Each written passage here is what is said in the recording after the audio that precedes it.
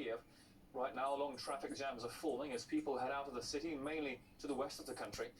However, the local officials are urging residents to stay at home and not block the roads. Some in Kiev are taking shelter underground in the metro system. Authorities have been telling people to use the stations as bomb shelters, as metro trains have temporarily stopped running.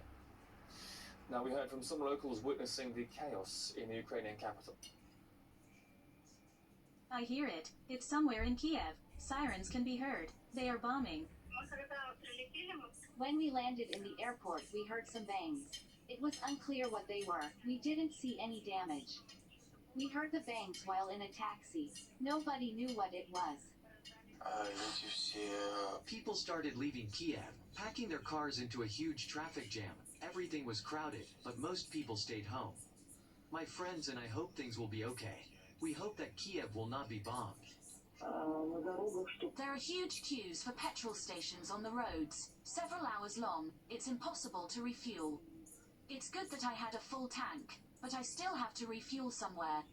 We've been leaving Kiev for 4 hours already. Well, Joe Biden has also condemned the Russian operation and unveiled what he called a devastating set of sanctions. Caleb Morpin has more.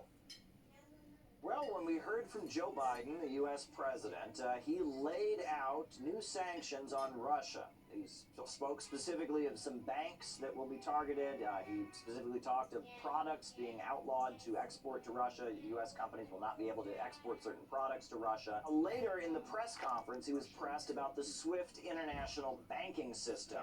And he gave kind of a mild answer and said, well, the European allies don't seem to agree, and essentially admitted that while the United States might want to kick Russia out of the SWIFT system, it seems the United States is not going to be able to do that at this time. Now, the narrative that Joe Biden laid out throughout his remarks was the same narrative we've been hearing from U.S. officials all along. Apparently, this whole crisis, according to Joe Biden, has just happened simply because of Russia. There is no other factor. It is simply Russia's malign activities that has caused the whole thing.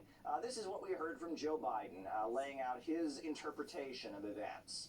For weeks, we have been warning that this would happen. And now, it's unfolding largely as we predicted. Now, it's important to note that Russia has repeatedly raised the issue of its security guarantees. In addition to that, Russia has made clear it has no intent to invade Ukraine. However, at this point, they are engaging in an operation to protect the people of Donetsk and Lugansk and make sure they do not continue to face the shelling and bombardment they have been enduring for the past 8 years. It's important to note that unlike what Joe Biden said, these republics were not declared by the Russian president, Vladimir Putin. They were declared by the peoples of these regions in response to the U.S. coup in 2014, and it has been 8 years since then that Russia has waited to declare the republics. Now, what was also interesting is when pressed by reporters, Joe Biden revealed some rather interesting lack of knowledge when it comes to events. One of the reporters actually asked him, is Putin threatening a nuclear strike? To which Biden replied, I don't know what he is threatening. So we have the president of the United States saying he doesn't know if nuclear war is on the table. Now, of course, Russia has not threatened a nuclear strike. Nuclear war is simply not on the table. Russia is engaging in an operation to protect Donetsk and Lugansk from attack. The idea that this is some kind of nuclear confrontation is pretty outrageous. But the fact that Biden responded to such a question with I don't know is something that a lot of Americans have got to find very concerning. European